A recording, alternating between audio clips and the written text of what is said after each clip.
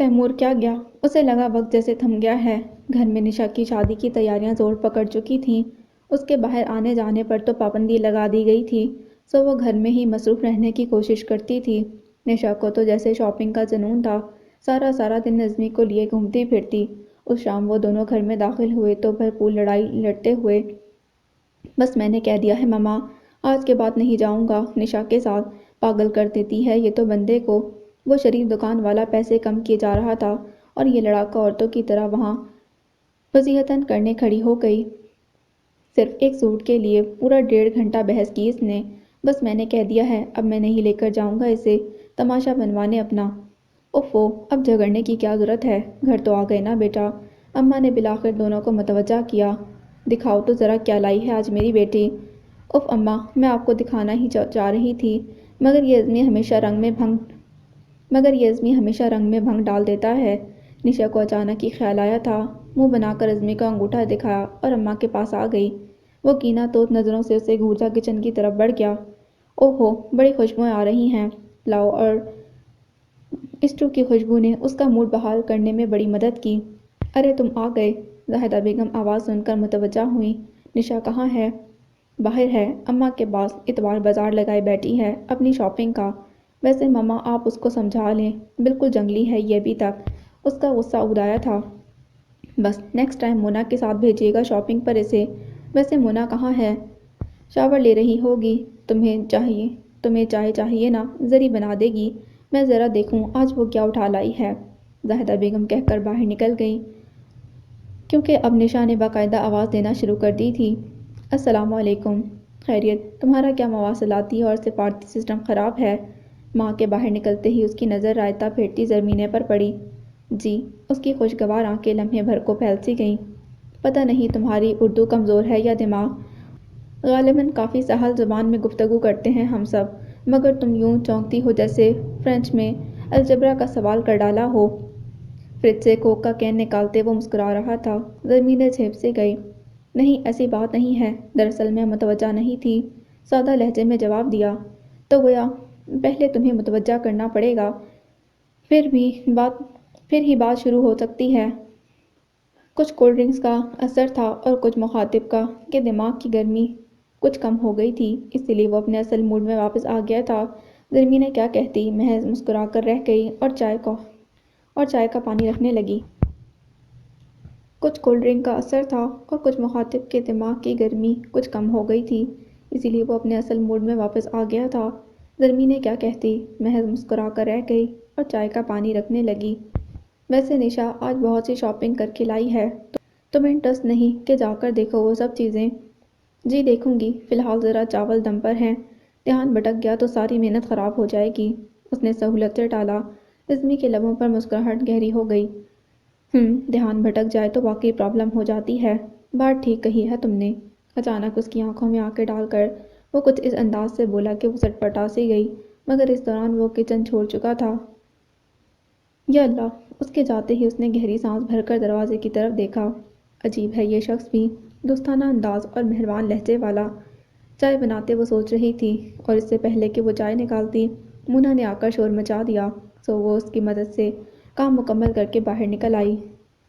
زرق برق بہترین کام کے سوٹ تھے اور کچھ کاٹن پر بہت بہترین کڑھائیاں تھیں۔ مونا کی چھیڑ چھاڑ اور ساتھ عزمی کے غصیلے کمنٹ سے ماحول بڑا خوشگوار بنا ہوا تھا۔ نشا کے چہرے پر خوشی کی سرخی چھائی ہوئی تھی، یکدم ایک دھماکہ سا ہوا تھا اس کی آنکھوں کے سامنے۔ ایسے ہی کتنے کپڑے آغا جان نے اس کی پسند کے لیے تھے، اس کے لیے جو آج بھی سوٹ کیس میں بند رکھے تھے۔ نہ ان کپڑوں کو پہننے کی نوبت آئی، نہ موقع۔ وہ سہاگن ہو کر بھی کیسی اجڑی اجڑی سی تھی۔ سہاگن وہی جو بیامن بھائے، اور وہ نہ تیمور کے من کو بھائی تھی، نہ اس کی آنکھوں میں سمائی تھی۔ یادوں کا ایک ریلا سا حشر برپا کر گیا تھا دل و جان میں۔ کم مائے گی اور سب کچھ ہوتے ہوئے بھی خالی ہاتھ ہونے کے احساس نے اس کی پلکیں نم کر ڈالیں۔ سنو بھئی، کہاں ہو یار؟ مونا نہ جانے کب سے اسے متوجہ کرنا چاہ رہی تھی۔ وہ جیسے چونکی، کہیں نہیں، یہیں تو ہوں۔ کیا واقعی؟ سامنے بیٹھا آدمی بھی اسی طرف متوجہ تھا۔ بے اختیار بولا تو زرمینے کی نظر جھک سی گئی۔ توبہ ہے لڑکی، تم تو جاگتے میں بھی سوتی ہو، دیکھو تو کتنا خوبصورت شیڈ ہے۔ میں تم بھی ایسا ہی لیں گے، کیا خیال ہے؟ نیلے رنگ کی ساڑی اس کی طرف بڑھاتے مونا نے کہا تو وہ سر ہلا کر رہ گئی۔ پھر آغا جان کا خیال جیسے اس کے دماغ سے چپک گیا۔ وہ کھانا لگوانے اٹھ کھڑی ہوئی۔ زاہدہ بیگم نے اب کے ڈانٹ ڈپٹ کر کے مونا کو کچن میں بلوا لیا تھا۔ شرم تو نہیں آتی تمہیں چند دن کی مہمان سے کام کراتے ہوئے؟ ہم اسے بہلانے کے لیے کام کرنے کو کہتے ہیں تاکہ مصروفیت رہے اور وہ سوچ سوچ کر گھر والوں کو یاد کر کے ہلکان نہ ہو، مگر تم نے تو باقاعدہ اس کی شرافت اور خاموشی کا ناجائز فائدہ ہی اٹھانا شروع کر دیا ہے۔ نشا چند دن کی مہمان ہے، اسی لیے میں اس سے کچھ نہیں کہتی، مگر تم اب مجھے ادھر ادھر مٹر گشت کرتی نظر آئیں تو تمہارے بابا سے شکایت کر دوں گی، سمجھی؟ مونا کے منہ بگاڑنے پر دبی آواز سخت لہجے میں ڈانٹا تھا۔ زاہدہ بیگم نے دروازے سے اندر آتی زرمینے کے دل میں چھن سے کچھ ٹوٹا تھا۔ اس گھر میں سب اسے چند دن کا مہمان سمجھ کر برداشت کر رہے تھے، تیمور کے دل میں بھی اس کے لیے کوئی جگہ نہ تھی، مگر وہ اسے چھوڑے گا نہیں تو بسائے گا بھی نہیں۔ آخر اس کا کیا ہوگا؟ گھر والوں کے لیے وہ مہمان ہے اور تیمور کے لیے بلائے جان اپنا کیا ہے یہاں؟ کچھ بھی نہیں۔ تنہائی اور اکیلے رہ جانے کے دکھ نے اسے آزردہ کر دیا تو وہ کمرے میں چلی آئی۔ آغا جان کا نمبر موبائل فون پر پش کرتے ہوئے اس نے خود کو بامشکل رونے سے روکا تھا۔ آغا جان کی آواز سن کر جیسے دل میں ٹھنڈک سی اتری تھی۔ کیسی ہو بیٹا؟ بالکل ٹھیک آغا جان، اس نے خود کو کنٹرول کر کے بامشکل لہجے میں بشاشت پیدا کی۔ بہت خوش ہوں میں، ماشاءاللہ، اللہ ہمیشہ خوش رکھے، ان کے لہجے میں طمانینت بول رہی تھی۔ وہ گہری سانس بھر کر رہ گئی۔ گھر میں تو سب ٹھیک ہے نا؟ سب کا رویہ کیسا ہے تمہارے ساتھ؟ وہ پوچھ رہے تھے۔ ایک لمحے کو وہ چکرا سی گئی۔ سب اچھے ہیں آغا جان، بلکہ مجھ سے تو بے حد محبت اور اپنائیت سے پیش آتے ہیں۔ مونا اور نشا سے بھی اچھی دوستی ہو گئی ہے میری۔ اور تیمور کی والدہ کے کیسے تیور ہیں؟ یکدم انہوں نے سنجیدگی سے پوچھا تھا۔ بہت ہمدردی کرتی ہیں وہ میرے ساتھ، نشا مونا کی طرح میرا بھی خیال رکھتی ہیں۔ وہ جانتی تھی آغا جان کو ان کی طرف سے کس قدر پریشانی ہے، اسی لیے چپ ہو گئی۔ تم فکر مت کرو بیٹا، کوئی آزمائش بھی ساری زندگی نہیں رہتی اور مجھے یقین ہے کہ میری بیٹی اپنے اچھے محاسن سے سب کچھ جیت لے گی۔ اس کی خاموشی کو محسوس کر کے انہوں نے جیسے دلاسا دیا تھا، مگر لہجے میں یقین بھی تھا۔ جی آقا جان، اس نے اور کیا کہنا تھا۔ ویسے تیمور فون کرتا ہے تمہیں، خبر گیری رکھتا ہے تمہاری، انہیں فکر تھی اس کی؟ جی کرتے ہیں آقا جان، اپنا موبائل مجھے دے دیا ہے، اسی پر کانٹیکٹ کر لیتے ہیں۔ آغا جان نے جو صعوبتیں سہ کر اسے شہباز چاچا اور ان کے بیٹوں سے بچایا تھا، اس کے بعد اتنا تو وہ کر ہی سکتی تھی کہ ان کو جھوٹی تسلی ہی دے دے۔ وہ بہت ذمہ دار اور سمجھدار ہے، میں اس پر خود سے بھی زیادہ بھروسہ کر سکتا ہوں، تو میں اس کے ہاتھوں میں سونپ کر میں خود کو بہت پرسکون محسوس کرتا ہوں۔ آپ کو چاچا شہباز کی طرف سے کوئی خطرہ تو نہیں ہے نا آقا جان؟ وہ لوگ کہاں ہیں ابھی؟ وہ لوگ ابھی تو حراست میں ہی ہیں پولیس کی، ویسے جلد ضمانت پر رہا ہونے کا امکان تھا، مگر اس سے پہلے ہی تیمور نے ان پر مقدمہ کر دیا ہے۔ مقدمہ؟ کیسا مقدمہ آقا جان؟ وہ کچھ پریشان سی ہو گئی۔ اپنی منقوہہ کی جائیداد پر قابض ہونے کی کوشش اور جان لینے کی سازش کی بنیاد پر بہت مضبوط مقدمہ کیا ہے تیمور نے، تمہیں نہیں بتایا؟ چلو سوچا ہوگا کہ تم پریشان ہوگی، بہرحال بہت مضبوط گواہ اور ثبوت جمع کیے ہیں اس نے، خود میں نے اور گھر کے دوسرے ملازمین نے بھی گواہیاں دی ہیں۔ ان بدبختوں سے تو بہت لوگ عاجز ہیں، اسی لیے ان کے خلاف شواہد بہت آسانی سے مل گئے ہیں۔ یوں بھی میں نے جرگہ بلا لیا ہے، شہباز خان کا اب کوئی حق نہیں رہا تم پر۔ آغا جان کا ایک ایک لفظ جیسے اس کے اندر آب حیات اتار رہا تھا۔ اسے اندازہ نہیں تھا کہ اس سے اتنی نفرت کرنے والا تیمور اس کے لیے اتنا کچھ کر سکتا ہے، جب ہی وہ نشا کی شادی میں اتنے کم دن ہونے کے باوجود نہیں آ پا رہا یہاں۔ چلو اب تم زیادہ فکر مت کرنا بیٹا، قافلے کے گزر جانے کے بعد کافی دیر تک گرد رہتی ہے، جب یہ گرد بیٹھتی ہے تو سامنے کا راستہ صاف نظر آنے لگتا ہے۔ اسے خاموش محسوس کر کے بے اختیار انہوں نے کہا، اور وہ سوچتی رہ گئی کہ کیا واقعی یہ گرد کبھی چھٹ سکے گی؟ کیا کبھی تیمور کے دل پر چھائے نفرتوں اور اجنبیت کا بادل اپنا رستہ بدل سکے گا؟ مونا اور نشا اس بار زاہدہ بیگم کے ساتھ گئی تھیں۔ شاپنگ کے لیے جاتے اس سے بھی کہا، مگر ایک تو وہ واقعی تیمور کے غصے سے ڈرتی تھی، دوسرا شہباز چاچا کی فطرت سے بھی اچھی طرح واقف تھی، اس لیے انکار کر دیا۔ یوں بھی اسے خریدنا ہی کیا تھا، جہیز کے نام پر آغا جان نے اتنے بہترین اور نفیس کپڑے اس کی پسند سے بنوا کر دیے تھے، بیش قیمت زیور بھی، اسے کمی نہیں تھی کسی چیز کی، بس ایک سراہنے والے کی نظر، ایک چاہنے والے دل اور ایک مان بڑھانے والے شریک حیات کی کمی تھی، جو تیمور کے ہوتے ہوئے بھی کمی ہی تھی۔ نہ اس کے پاس زرمینے کے لیے محبت تھی، نہ ستائش۔ ان سب کو ساتھ جانے سے منع کر کے وہ اندر آئی تو اماں نے اسے بلا لیا۔ بیٹا ساتھ نہیں جانا چاہتی تو مت جاؤ، مگر اپنی پسند ہی بتا دو، زاہدہ تمہارے لیے خود لے آئے گی کپڑے۔ پاس بٹھا کر بڑے دلار سے کہا انہوں نے۔ اس نے بے اختیار نظر اٹھا کر انہیں دیکھا۔ نہیں پلیز، اس کی ضرورت نہیں، میرے پاس بہت کپڑے ہیں، میں ان میں سے ہی پہن لوں گی کوئی بھی۔ فوراً کہا، لو اب کیا شادی میں ایسے ویسے کپڑے پہنو گی؟ ارے پتہ نہیں تمہیں، زاہدہ کے میکے اور نشا کے سسرال میں سب سے ہم نے یہی کہا کہ تم ہماری رشتہ دار ہو، بھلا اب لوگ تمہیں ایسے کپڑوں میں دیکھیں گے تو کیا سوچیں گے کہ ہم نے تمہارا خیال نہ رکھا؟ یوں بھی لڑکیاں بالیاں سجی سنوری اچھی لگتی ہیں مجھے، تم بھی پوری توجہ دیا کرو بیٹا، شادی میں 10 طرح کے لوگ آئیں گے، کنواری لڑکیوں کو خیال سے رہنا چاہیے۔ اماں نے بات کہاں سے شروع کی تھی، کہاں آ کر روکی۔ کنواری کے لفظ پر وہ جیسے جھٹکا کھا کر سیدھی ہوئی تھی، بے حد خوفزدہ نظروں سے انہیں دیکھا۔ منى ٹھیک کہتی تھی کہ اگر اماں کا بس چلے تو دنیا کے ہر کنوارے کو پکڑ کر ابھی شادی کر دیں۔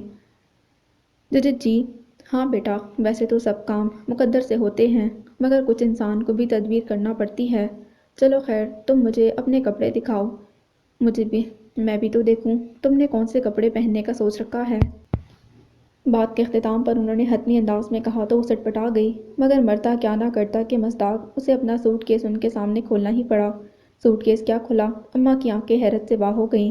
خوبصورت کامدار نفیس رنگوں والے کتنے ہی ملبوس، کچھ سلے کچھ ان سلے، ساتھ میں سونے اور چاندی کے نازک بے انتہا نفیس زیورات، ایک سیٹ کافی بھاری بھی تھا، مگر 2-3 چھوٹے چھوٹے سیٹ بے حد خوبصورت تھے، جڑاؤ کنگن اور پازیبیں وغیرہ سب چیزیں موجود تھیں، طرح طرح کی 3-4 چین بھی۔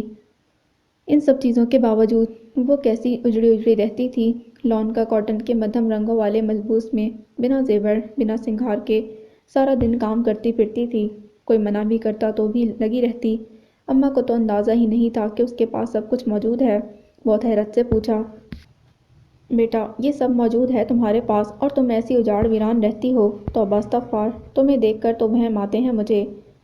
ارے یہی اتنے سارے زیور میں سے اور کچھ نہ سہی، یہ لاکٹ، یہ چین اور یہ بالیاں تو پہن لو۔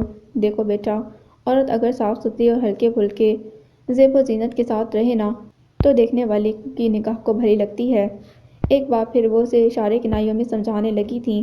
اس کا دل چاہ رہا تھا کہ چیخ چیخ کر کہے کہ اسے سجا سنوار کر کسی کے سامنے پیش کرنے کی ضرورت نہیں، اس کے ماتھے پر تو تیمور علی جاہ کے نام کی مہر لگ چکی ہے، اس تنگ دل کے نام کی جسے نہ اس کے سنگھار سے کوئی دلچسپی ہے نہ اس کے وجود سے کوئی لگاؤ۔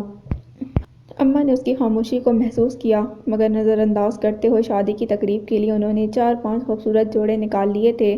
پھر اس نے لاکھ احتجاج کرنا چاہا، مگر انہوں نے سن کر نہ دی۔ 1-2 انگوٹھیاں بھی نکال لیں اور ابھی وہ سوٹ کیس بند کرنے کا سوچ ہی رہی تھی کہ نہ جانے کہاں سے عزمی چلا آیا تھا۔ السلام علیکم، ارے یہاں بھی جمعہ بازار لگا ہوا ہے کپڑوں کا، مگر یہ کیا، نشا کہاں ہے؟ اندر داخل ہوتے ہی اس کی نظر سوٹ کیس اور کھلے کپڑوں پر پڑی۔ یہ نشا کے کپڑے نہیں ہیں، زرمینے کے ہیں، اماں نے چند ہلکے زیور نکالتے مصروفیت سے کہا، جس کے نتیجے میں عزمی کی آنکھیں اس پر آ رکیں جو قدرے روحان سی بیٹھی تھی۔ اماں اس کی ایک نہیں سن رہی تھیں۔ اوہ تو یہ آپ کا جہیز ہے؟ ہمیں اچکا کر مخصوص زاویے پر لاتے ہوئے عزمی نے جس انداز میں کہا، وہ پوری جان سے کانپ گئی۔ میں اختیار گھبرا کر اسے دیکھا۔ عزمی کو اس کی آنکھوں میں اس لمحے بہت وحشت نظر آئی۔ تو بالکل دیوانہ ہے لڑکے، ارے یہ کپڑے زرمینے کے ہیں، اب انسان گھر سے اتنی دور جاتا ہے تو اپنا ساز و سامان لے کر تو چلتا ہے نا، اس میں جہیز کی کیا بات ہے؟ اچھا تو یہ ساز و سامان ان کے یہاں نارملی استعمال کیا جاتا ہے؟ کیا مغلیہ خاندان سے تعلق ہے ان کا؟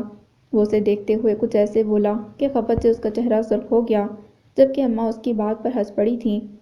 چل ہٹ، زیادہ مذاق نہ کیا کر، یہ سوٹ کیس بہت بھاری ہے، چل اسے بند کر کے وہاں رکھنا ہے، تھوڑی سی مدد کر بچے کی، پہلے بھی بڑی مشکل سے کھینچ کھانچ کر یہاں تک لائے تھے ہم۔ اماں نے بالآخر چند چیزیں مزید نکال کر سوٹ کیس بند کرنے کا حکم دے ڈالا۔ عزمی منہ بناتا ہوا اٹھا تھا، صاف اماں کو جتانے والا انداز تھا، مگر انہیں بھی پرواہ کہاں تھی۔ زرمینے کے حوالے سب چیزیں کرتے ہوئے بولیں، بس یہی کپڑے پہننے ہیں تمہیں شادی میں، اس کے ساتھ کی سینڈل جوتے منگوا لوں گی، یہ سب فی الحال سنبھال کر الماری میں رکھ دو، اور ہاں یہ اس الماری کی سیف کی چابی ہے، اس میں زیور رکھو اور چابی سنبھال کر اپنے پاس رکھ لینا، شادی والا گھر ہے، 10 لوگ آئیں گے، خدا نخواستہ کوئی اونچ نیچ نہ ہو جائے۔ اس کا سر تھپکتے وہ اسے چابی تھما کر باہر نکل گئیں، جبکہ وہ اپنی جگہ کھڑی رہ گئی۔ محترمہ مدد کرانے کی زحمت کریں گی یا یوں ہی مراقبے میں رہنے کا ارادہ ہے؟ عزمی کی شوخ آواز نے جیسے اسے جگایا تھا، وہ چونک کر شرمندہ سی ہوئی، اس کے پاس چلی آئی۔ کسی کا ساتھ مل جائے تو انسان بڑے سے بڑا اور مشکل سے مشکل کام کر سکتا ہے، کیا خیال ہے تمہارا؟ اس کے پاس آنے پر وہ اسے بھرپور مسکراہٹ سمیت دیکھتے ہوئے بولا، مگر اس کا دھیان ابھی تک اماں کے روپ میں اٹکا ہوا تھا۔ محض سر ہلا کر رہ گئی۔ عزمی نے بالوں پر ہاتھ پھیرتے خود کو مزید کچھ کہنے سے روک لیا۔ بعد میں جس نے بھی اس کے کپڑے دیکھے تعریف ہی کی، اف اتنے حسین کپڑے تم نے چھپا کر رکھے ہوئے تھے اور یہاں ہم نئی ڈیزائن ڈھونڈ ڈھونڈ کر مرے جا رہے تھے۔ کاسنی سوٹ پر ہلکا مگر نفیس کام بنا ہوا تھا جسے ہاتھ میں لیتے ہوئے مونا نے اسے مصنوعی خفگی سے گھورا۔ جواباً وہ محض پھیکی سی مسکراہٹ مسکرا کر رہ گئی۔ لا حول ولا، تم دونوں تو ایسے ان کپڑوں کو نظر لگا رہی ہو جیسے ساری زندگی لٹے کے دو سوٹوں میں گزارا کیا ہو تم دونوں نے۔ نیت نہیں بھرے گی تم لوگوں کی کبھی۔ عزمی سامنے سے گزرتے گزرتے فکرہ اچھال گیا تھا۔ تم تو ذرا چپ ہی رہا کرو عزمی، ہر وقت طنز اور طعنے ہی نہ دیا کرو، کسی کی اچھی چیز کی تعریف کرنا بھی اخلاقیات میں شامل ہے۔ نشا بری طرح بھڑکی تھی اس کی بات پر، نتیجتاً وہ جاتے جاتے پلٹ آیا تھا جبکہ وہ مزید گویا تھی، مگر تمہیں کیا پتہ اخلاقیات کیا چیز ہوتی ہے؟ کبھی کسی اچھی چیز کی تعریف کی ہو تو پتہ چلے نا۔ زرمین اس دوران کچھ گھبرا کر ان دونوں کو دیکھ رہی تھی۔ خیر اب ایسی بھی کوئی بات نہیں، جب مجھے کوئی چیز پسند آتی ہے تو میں تعریف بھی کرتا ہوں، سراہتا بھی ہوں، کیوں زرمینے، ٹھیک کہا نا میں نے؟ کچھ تھا اس کے لہجے میں۔ زرمینے نے بے اختیار اس کی طرف دیکھا مگر وہ ہنوز نشا کی طرف دیکھ رہا تھا، تاہم اس کے لبوں میں دبا تبسم بہت گہرا اور معنی خیز تھا۔ کبھی کبھی اسے ایسا لگتا جیسے عزمی اس سے کچھ کہنا چاہتا ہے، کبھی اپنا آپ اس کی نظروں کی گرفت میں محسوس ہوتا اور ایسے میں وہ اتنی بے چین ہو جاتی تھی کہ پھر ساری رات تکیہ آنسوؤں سے بھیگتا رہتا اور دل ہی دل میں وہ تیمور سے لڑتی رہتی جس نے اتنا بڑا تعلق بنا کر لا تعلقی کی حد کر دی تھی۔ شریعت کے مطابق نکاح کی ایک اہم شرط یعنی نکاح کا اعلان کرنا جیسے اسے یاد ہی نہیں رہی تھی۔ وہ اس کا محرک ہو کر اسے نامحرم رشتوں کے بیچ چھوڑ گیا تھا، وہ کسی سے کہتی بھی تو کیا؟ عزمی کی نگاہیں، اس کا لہجہ، اس کے شوق اور برجستہ فکرے دھیرے دھیرے اس کا اطمینان رخصت کیے دے رہے تھے، گو کہ اسے اندازہ تھا کہ وہ محض مذاق کرتا ہے، چھیڑتا ہے اسے، مگر وہ اندر سے لاشعوری طور پر خوفزدہ تھی۔ دوسرا اس گھر میں جس حیثیت سے وہ رہ رہی تھی اور جس رشتے سے آئی تھی اس کا بھی اچھی طرح اندازہ تھا، وہ ایسی شوخیاں افورڈ نہیں کر سکتی تھی۔ تیمور کی اماں جتنی محبت والی تھیں اتنی ہی نفرت بھی شدید ہوتی تھی ان کی۔ یہاں کراچی میں زاہدہ بیگم کے میکے کے کئی گھر آباد تھے، سب کی ہی لڑکیاں تھیں، چنانچہ جو ہی سب کو مدعو کیا گیا، ڈھیر ساری لڑکیاں چلی آئیں۔ لڑکیوں کی آوازوں نے گھر میں سما باندھ دیا تھا۔ نشا بھی سب کے ساتھ آ بیٹھی تھی اور سب کے پرزور اصرار پر اس نے بھی ساتھ دینا شروع کر دیا، جس پر سب کی چھیڑ چھاڑ شروع ہو گئی تھی۔ زرمینے کے لیے یہ سب کتنا انوکھا اور خوبصورت تھا۔ شادیاں ایسے ہوتی ہیں، محبت اور چاؤ کے ساتھ، جبکہ اس کا نکاح جس طرح ہوا، وہ منظر، وہ لمحے اس کے اندر اب بھی سلگتی یادوں کی طرح زندہ تھے۔ اتنی سوگواریت تو کسی جنازے پر بھی نہیں ہوتی جتنی اس کے نکاح پر تھی۔ نہ اسے کسی نے چھیڑا، نہ کسی نے وداعی کے گیت گائے۔ شوخ نظروں سے نشا کو دیکھتے وہ سب گا رہی تھی۔ بے اختیار اس کی نظریں اپنے ہاتھوں کی لکیروں پر پڑی تھیں اور نہ جانے کیسے اس کی پلکیں بھیگنے لگیں۔ سب اتنے مصروف تھے کہ کسی کی توجہ اس پر نہ گئی اور وہ چپ چاپ وہاں سے اٹھ آئی تھی۔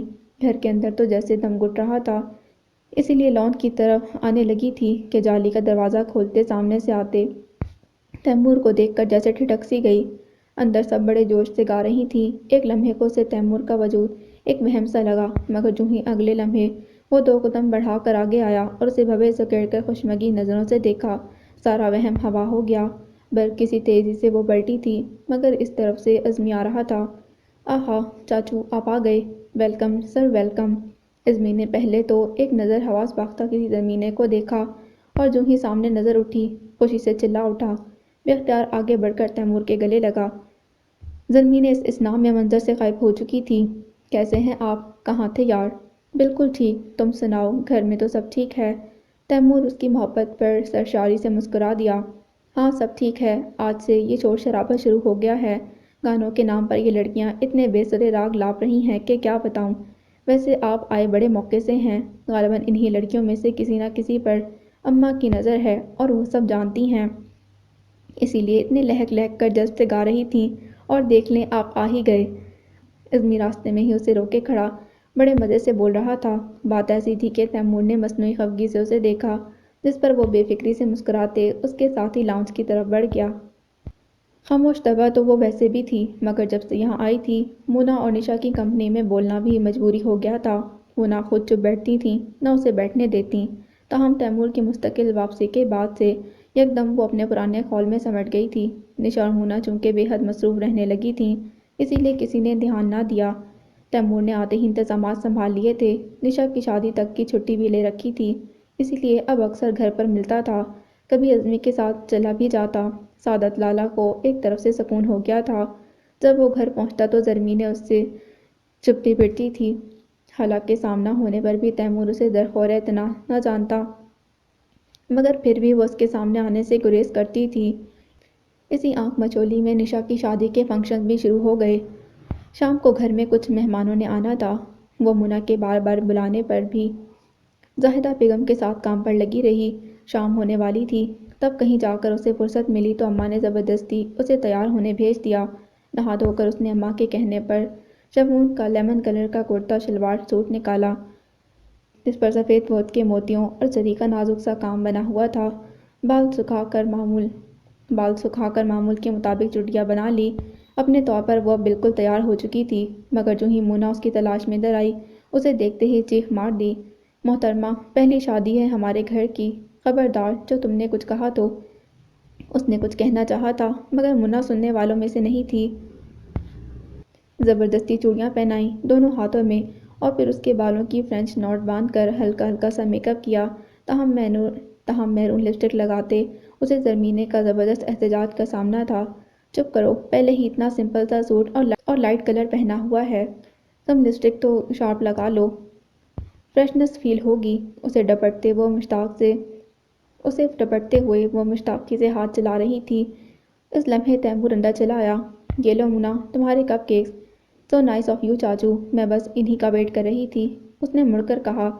तैमूर की नज़र बिला इरादा उठी थी उसकी तरफ। एक लम्हे के लिए भवें सुकड़ गई।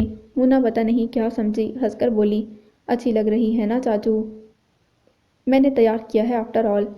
उसका जुमला ऐसा था कि तैमूर अपनी जगह चोर सा हो गया, जबकि ज़रमीने ने होठ काटते रुख फेर लिया। मुना उसे साथ लिए बाहर घसीट लाई, लिपस्टिक हल्की करने का मौका ना दिया। अम्मा ने उनको देखा तो बेसाख्ता मुना को गले लगा लिया।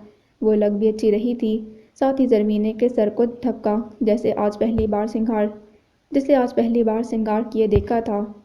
हेलो, कौन है आप? इज़्मी पास से गुजरते गुजरते रुक गया था। संजीदा चेहरे पर शोक आंखें मुस्कुरा रही थीं। मुना जवाबन खिलखिलाकर हंस पड़ी। बूझो तो जाने। जवाबन इज़्मी ने उसे बगौर देखा, एक नज़र ज़मीने पर भी डाली। कहीं तुम कोकाफ की चुड़ैल तो नहीं? एकदम वो यूं चहका जैसे पहचान लिया हो। दफ़ा हो जाओ इज़्मी तुम।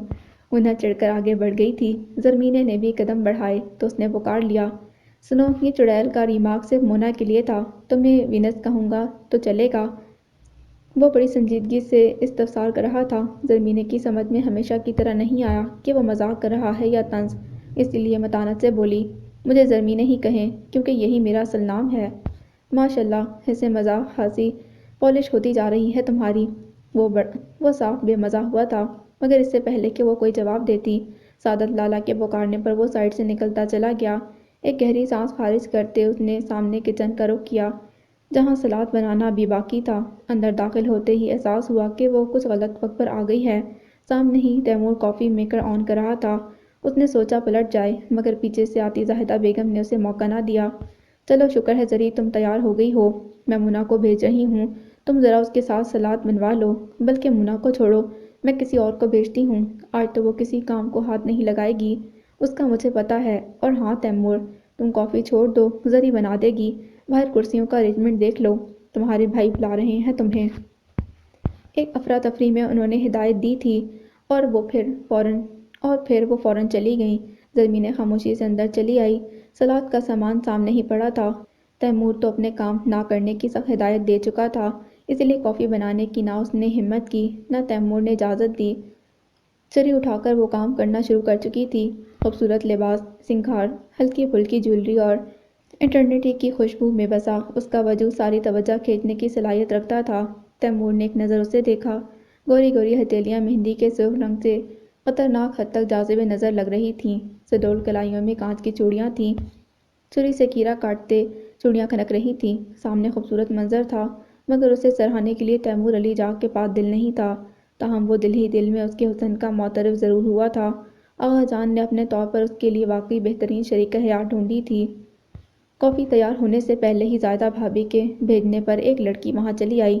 السلام علیکم، کیسی ہو زری؟ دونوں کو مشترکہ سلام کر کے وہ زرمینے کے پاس چلی آئی۔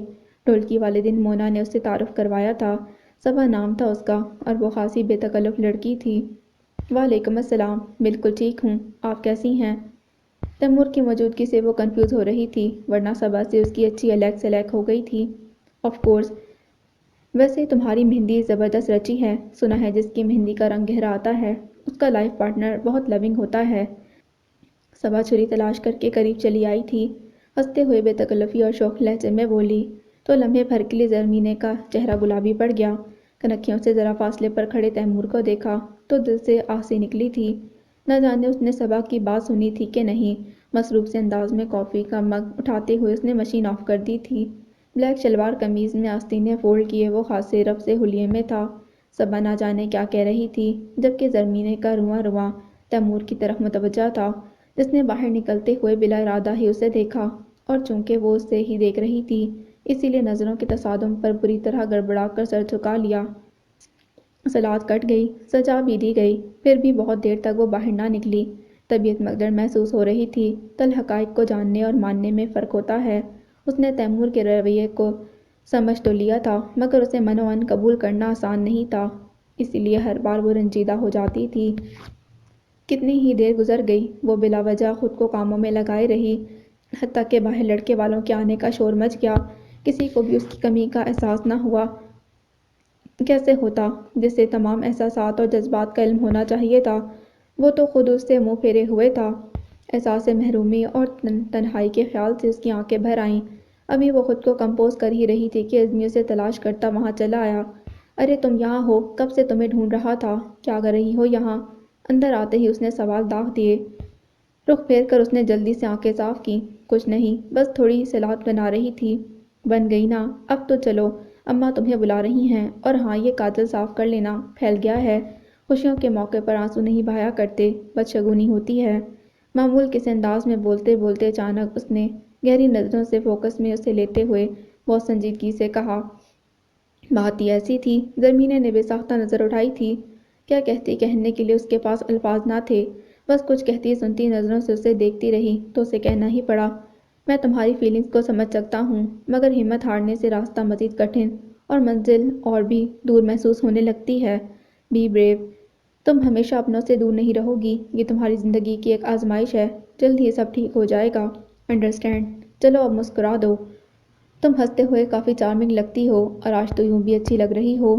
وہ کتنی بے تکلفی سے ساری بات کہہ جاتا تھا، اس کے احساسات کتنے ٹھیک سمجھے تھے، دوستانہ لہجے میں کیسے دلاسا دیا تھا اس نے۔ تیمور کا بھتیجا ہونے کے باوجود وہ کتنا خیال کرنے والا اور مروی تھا، وہ حیران سی ہو کر سوچنے لگی۔ اور پھر باقی وقت ہلے گلے میں گزر گیا۔ مونا کو عزمی نے نہ جانے کیا کہا تھا کہ پھر اس کے بعد اس نے ایک منٹ کے لیے اسے اپنے پاس سے جانے نہیں دیا، اور وہ کھوئے کھوئے ذہن کے ساتھ اسے دیکھتی رہی۔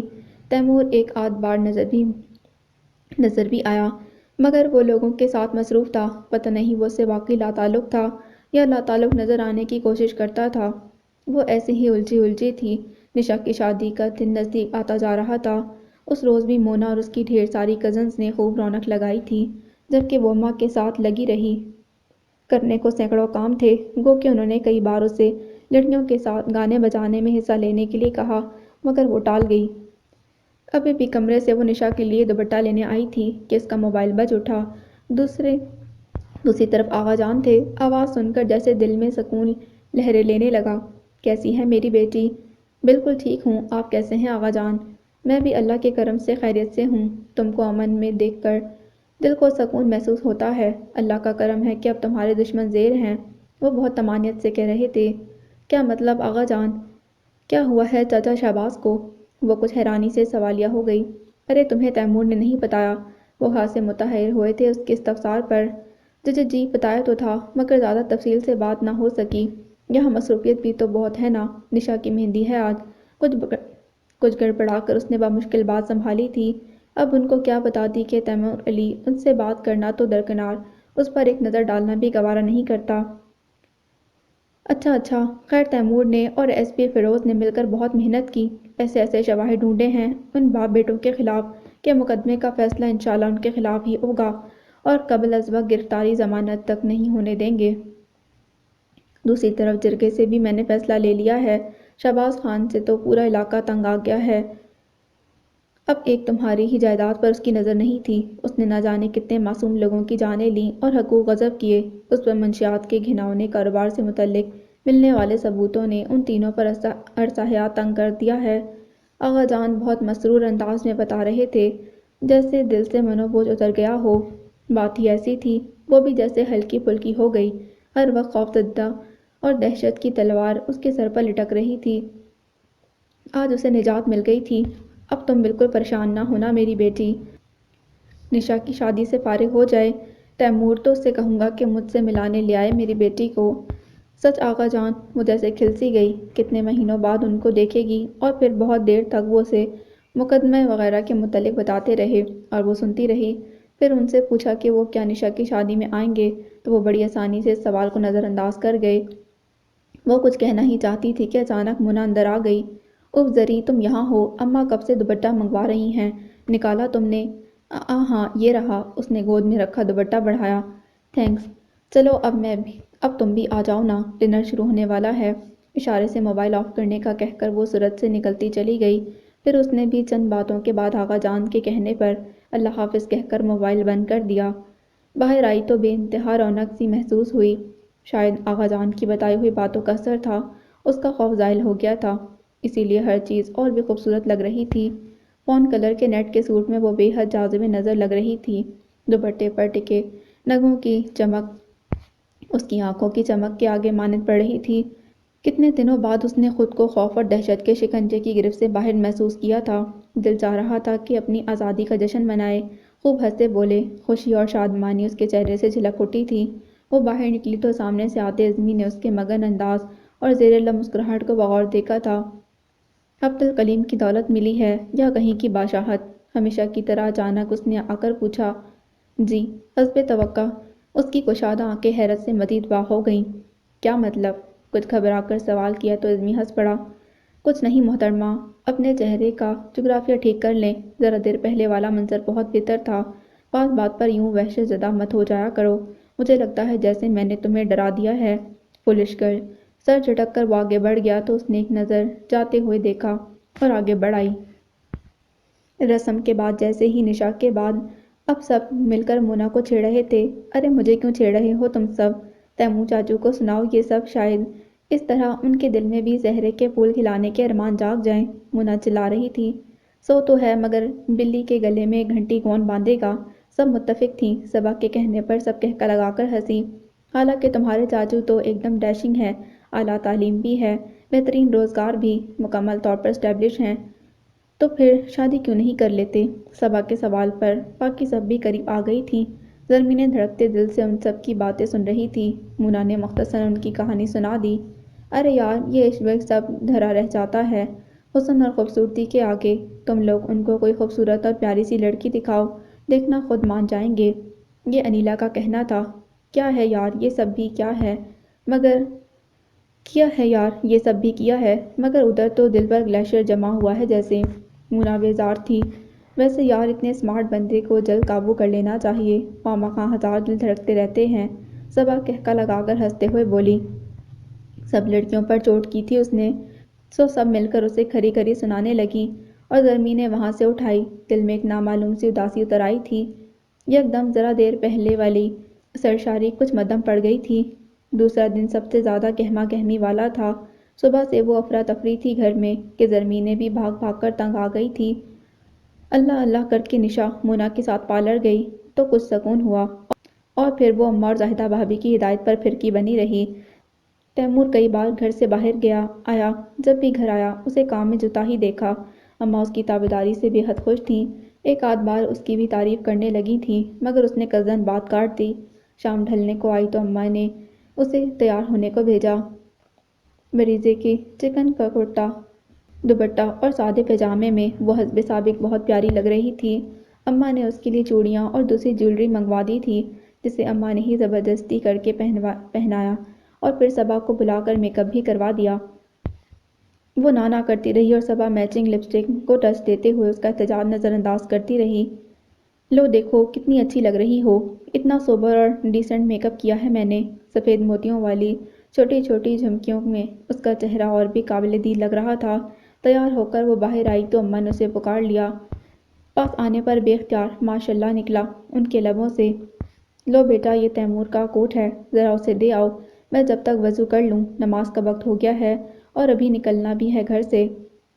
حسب سابق اسے جواب کا موقع دیے بغیر وہ حکم سناتی چلی گئیں۔ کیا کرتی، ادھر ادھر نظر دوڑاتی، مگر صبا نہ جانے کہاں غائب ہو گئی تھی۔ سونا چار اس کو خود ہی کمرے میں جانا پڑا۔ دھڑکتے دل سے اندر جھانکا تو پتہ چلا کمرہ خالی ہے۔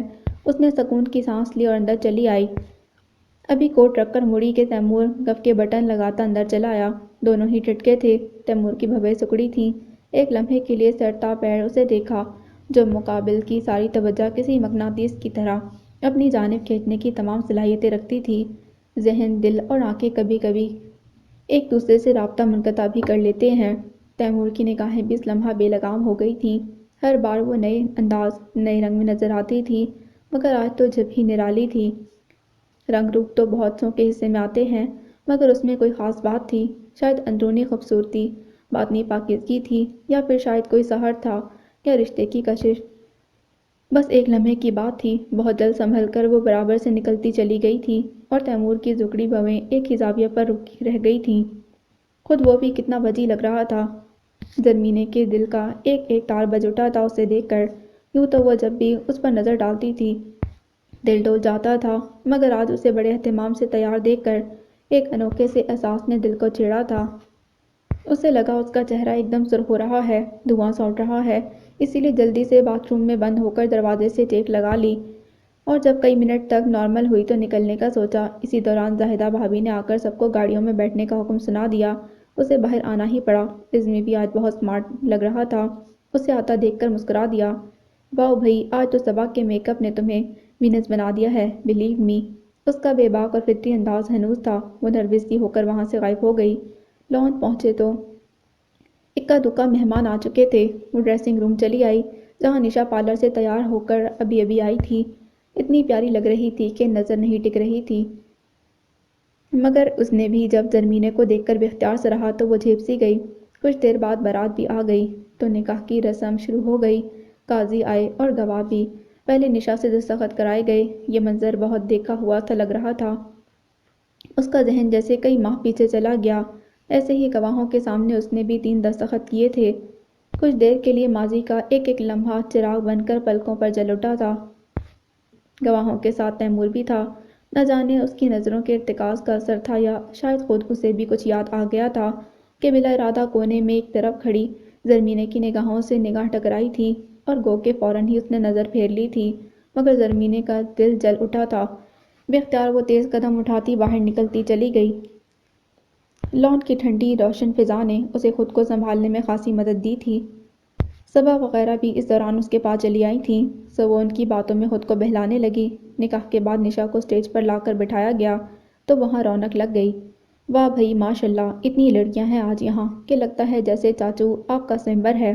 نکاح کے چھوارے بانٹتے ہوئے عزمی تیمور کے پاس آ کھڑا ہوا تھا۔ جواباً اس نے سخت نظروں سے اسے دیکھا تھا، مگر اس پر اثر نہ ہوا۔ سچ کہہ رہا ہوں چاچو، ابھی بھی وقت ہے، مان جائیں، نہیں تو بعد میں صرف ہاتھ ملتے رہ جائیں گے آپ۔ یہ بھی کوئی زندگی ہے جس میں حسینائیں محجبینائیں نہ ہوں۔ وہ اسی شوخی سے گویا ہوا تھا۔ تمہیں اتنا ہی شوق ہے تو تم کر لو ان مہوشاؤں سے شادی۔ دبے دبے لہجے میں اس نے قدرے بیزاری سے کہا۔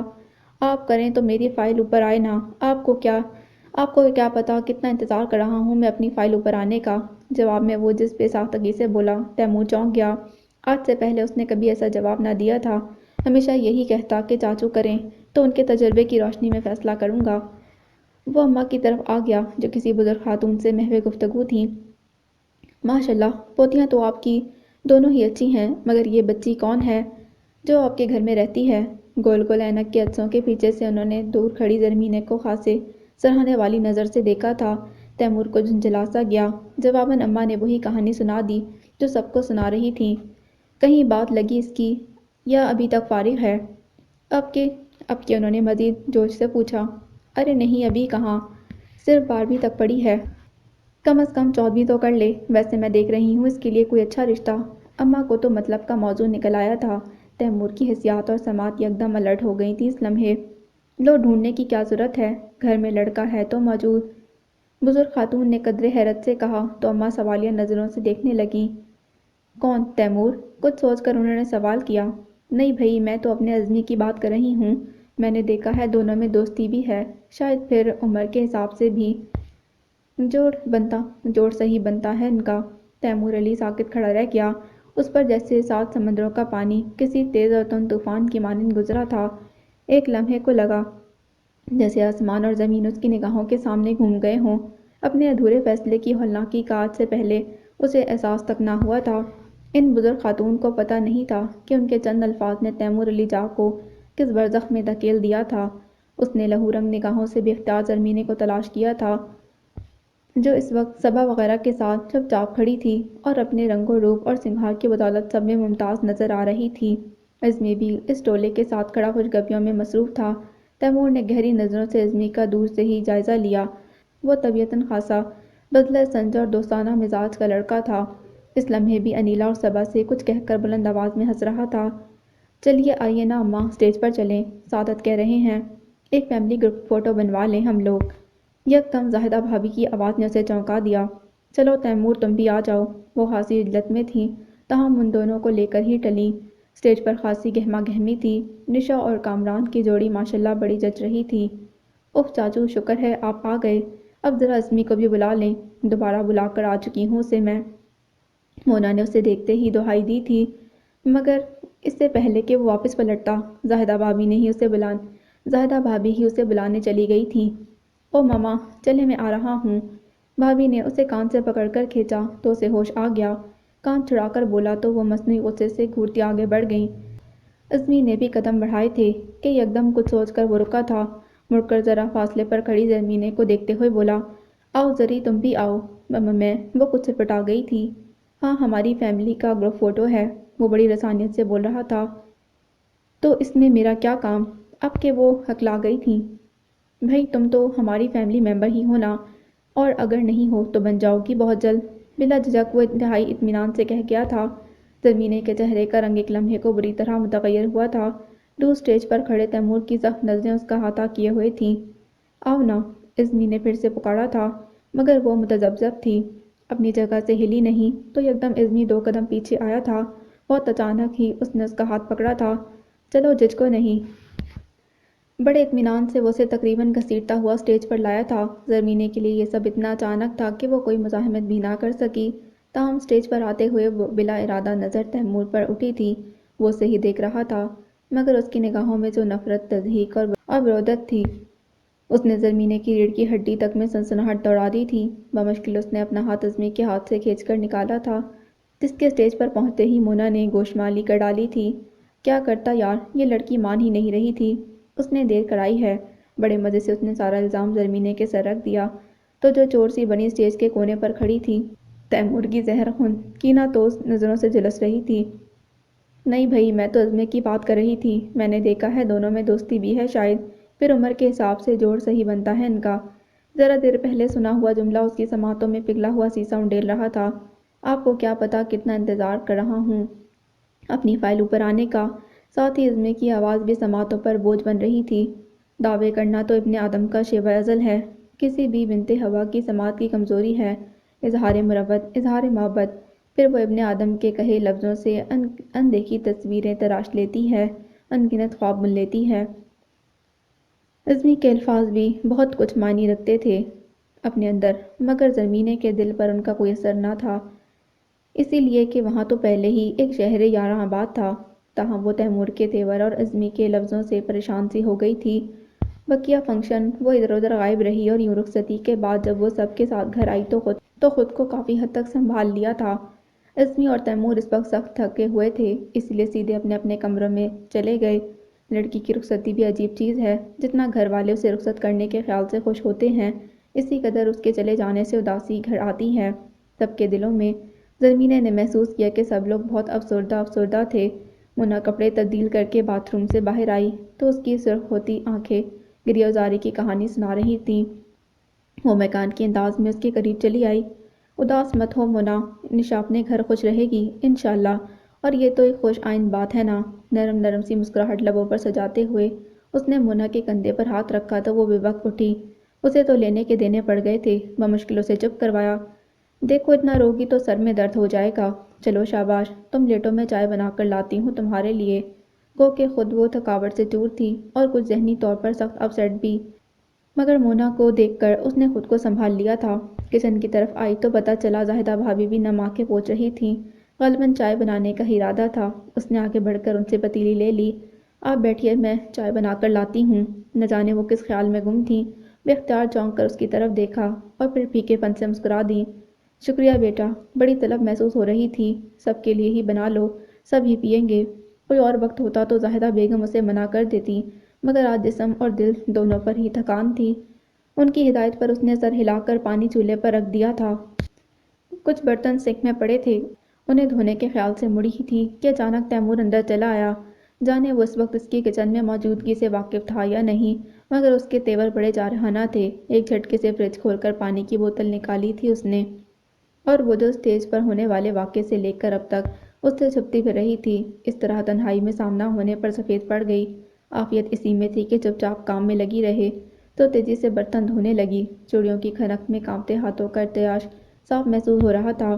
پیچھے کھڑے تیمور کا وجود لاوا ابلتے آتش فشاں کی طرح لگ رہا تھا، جو نہ جانے کس لمحے اسے بھسم کر ڈالے گا۔ اس کا رواں منتظر تھا کہ وہ اپنی نفرت اور حقارت کا اظہار کرے اور اس کی جان بخشی ہو۔ یوں ہوا میں معلق رہ کر سر پر لٹکتی تلوار کا خوف اس کی جان سلگائے دے رہا ہے، مگر کئی لمحے گزرنے کے باوجود وہ کچھ نہ بولا تو اس نے ڈرتے ڈرتے مڑ کر دیکھا۔ کچن خالی پڑا تھا، وہ نہ جانے کب کا جا چکا تھا۔ لمحے بھر کے لیے اس کی جان میں جان واپس آئی، مگر ایک بار پھر وہ اس کے رد عمل کا سوچ کر سہم گئی تھی، جو نہ جانے کب اور کس طرح ظاہر ہونے والا تھا۔ پھر اس پوری رات نیند کی دیوی اس پر مہربان نہ ہو سکی۔ دل کو عجیب سی بے چینی نے گھیرا ہوا تھا۔ عزمی کے لہجے اور تیمور کے تیور دونوں فکر مند کر دینے والے تھے۔ اپنی بے بسی پر اسے ٹوٹ کر رونا بھی آیا۔ فجر کے وقت کہیں جا کر اس کی آنکھ لگی، جو کہ زاہدہ بھابھی کی آواز پر کھل گئی۔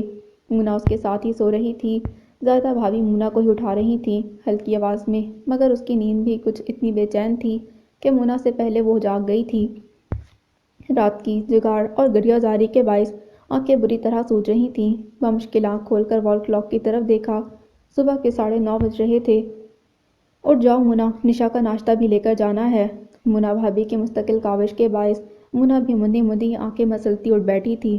اف ماما، بہت نیند آ رہی ہے سچ میں۔ مونا اب تک خمار میں تھی، اور اس سے پہلے کہ زاہدہ بھابھی اسے ڈانٹنا پھٹکارنا شروع کر دیتی، زرمینیں چپ چاپ اٹھ کر باتھ روم کی طرف بڑھ گئی۔ اب یہ تو طے تھا کہ اس سے مزید سویا نہیں جانا تھا، سوٹنے میں ہی عافیت جانی۔ دیکھو زری کو اور سبق سیکھو، گھر تمہارا ہے، ذمہ داری تمہاری ہے، مگر وہ کتنی چست اور خیال کرنے والی ہے۔ اب تم بھی اٹھ جاؤ، نہیں تو میں تمہارے پاپا کو بھیج رہی ہوں۔ وہ اسے ملامت بھری نظروں سے دیکھتی دھمکی دے گئیں تو اسے بھی ناچار بستر سے پیر اتارنے ہی پڑے۔ کیا ہے یار، ایک تو تمہاری تابعداری نے میرا امیج اور بھی خراب کر دیا ہے، دیکھ لینا جلد ہی وہ میرا بھی بوریا بستر گول کر دیں گی نشا کی طرح۔ انگلیوں کی مدد سے بال سنوارتے ہوئے جب وہ باہر نکلی تو مونا نے سادہ سے لہجے میں کہا تھا، وہ کیا کہتی اپنی جگہ چور سی ہو گئی۔ اس کا مقصد کسی سے بازی جیتنا نہیں تھا، وہ تو بس اپنے بے مقصد وجود کو کارآمد بنانے کی کوشش کر رہی تھی۔ اندازہ نہیں تھا کہ مونا نے یہ بات کس پیرائی میں کہی، اسی لیے چپ چاپ پریشان ہوتی کچن میں چلی آئی۔ اسے اب تک اندازہ نہ تھا کہ گھر میں کتنے مہمان ہیں، اس لیے زاہدہ بھابھی کے ساتھ آ کر کام میں لگ گئی۔ ملازمہ جو کہ کل وقتی طور پر رکھی گئی تھی، تیزی سے پراٹھے بنا رہی تھی، اسی لیے بنا کسی کے کہے ہی انڈے پھینٹنے شروع کر دیے۔ زاہدہ بھابھی قیمہ بھوننے کے لیے لوازمات جمع کر رہی تھیں۔ اس نے نامحسوس طریقے سے قیمہ پکانے کا کام بھی اپنے ہاتھ میں لے لیا۔ مونا جس وقت آئی صرف چائے تھرموس میں ڈالنا رہ گئی تھی۔ واؤ، بہت چست ہو تم ایمان سے، ماما کو تم جیسی بہو مل جائے تو سمجھو ان کی دلی مراد بر آئے گی۔ ستائش کے ساتھ ساتھ مونا کے لہجے میں شوخی بھری شرارت بھی تھی۔ اس کا ہاتھ قیمہ بھونتے بھونتے بے اختیار رکا تھا۔ قسمت کی ستم ظریفی، اس لمحے تیمور اور عزمی بیک وقت کچن میں داخل ہوئے تھے۔ جن پر نظر پڑتے ہی وہ بری طرح آواز باختہ ہو گئی تھی۔ تیمور نے یقیناً مونا کے ریمارک سن لیے تھے۔ رزمی کے لبوں پر جب ہی ایک شگفتہ سا تبسم آ گیا تھا۔ ویل سیڈ، وہ بڑے دوستانہ انداز میں کہتا مونا کے پاس ہی آ گیا تھا۔ ویسے اگر ایسی بہو اماں کو بھی مل جائے تو مزے تو ہمارے بھی آ جائیں گے ایسی چاچی کو پا کر، کیا خیال ہے چاچو؟ ساتھ ہی اس سے بھی دریافت کیا، جس کے چہرے پر شدید طوفان آنے کا تاثر دیتے جذبات خون چھلکا رہے تھے۔ یہ کیا فضول بکواس ہے؟ ہر وقت بے تکی مت ہانکا کرو عزمی، مذاق کی بھی ایک حد ہوتی ہے، انڈرسٹینڈ؟ وہ یکدم ہی تاؤ کھا کر بولا تھا۔ عزمی سمیت وہ دونوں بھی اپنی جگہ ساکت رہ گئیں۔ تب ہی وہ مونا سے بولا، مجھے ایک کپ چائے لا کر دو، میرے کمرے میں سخت درد ہو رہا ہے سر میں میرے۔ لہجے میں قدرے خفگی اور تناؤ تھا۔ چائے کا کپ مستعدی سے تیار کرتے مونا باہر نکلی تو منتشر اور کشیدہ اعصاب لیے کھڑی زرمینیں تھکے تھکے انداز میں نل بند کر کے برتن یوں ہی چھوڑ کر کرسی پر آ بیٹھی تھی۔ چند منٹوں میں یہ شخص تیمور اس کے وجود کی پوری عمارت ہلا دیتا تھا۔ پتہ نہیں آقا جان کیسے اس کی مروت محبت اور نرم گفتاری کے گیت گاتے تھے۔ اس نے تو اسے اکثر غصے میں ہی دیکھا تھا۔ یا شاید مزاج کی یہ گرمی اور نگاہوں کی یہ بروت محض زرمینے کی وجہ سے تھی۔